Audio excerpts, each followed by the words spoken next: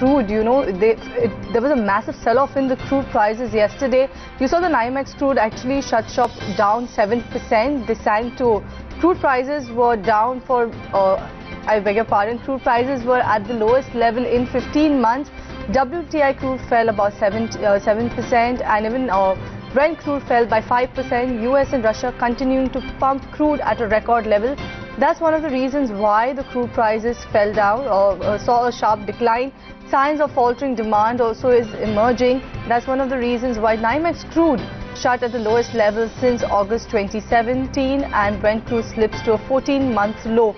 But let's get a take from Abhishek Kumar, who is a senior energy analyst at Interfax Global Energy, on what he makes of all of this. Good morning, Abhishek. What's your initial assessment of the fall in the crude prices? Yes, so looking at the current market, so there are three key factors. The first one is the sell-off in equities, and that has prompted risk-averse trade, which has also weighed on oil prices. The second factor which markets are looking at is the growing oil production from the United States, and they are worried that that can negate the impact of the OPEC plus production cuts.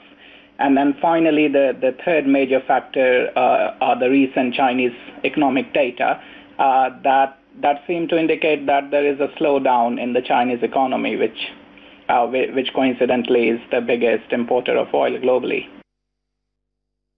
And do you see a further downside in crude prices, or are we at the fag end of this sell-off, of this fall?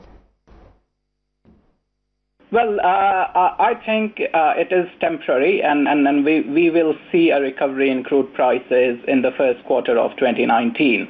There will be two main factors to look out for in the first quarter. The first factor is the implementation of the OPEC plus agreement, where the group decided to deepen the production cuts, and that will certainly boost prices.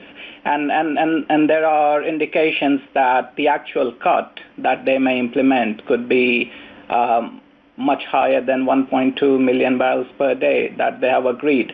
So that's the first factor. The second factor, I would say, are the waivers from the U.S. sanctions on Iran. And once they start to expire, then we will see the real impact of U.S. sanctions on Iran and its economy, as well as the oil production from Iran, which is already falling at the moment. And once those waivers are off, then we will see production falling even more sharply.